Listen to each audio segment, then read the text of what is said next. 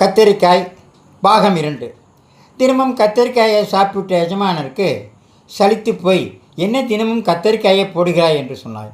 காய்களிலேயே மிகவும் மோசமானது இந்த கத்தரிக்காய் தான் என்றார். ஆமாம் எஜமான், மோசமானது தான் கத்தரிக்காய்.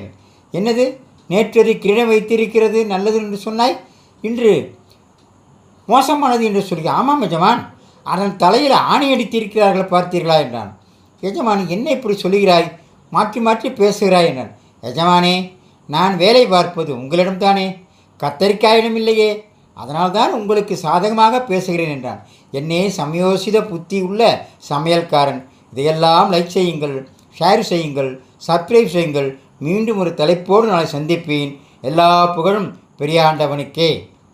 நன்றி, வணக்கம்.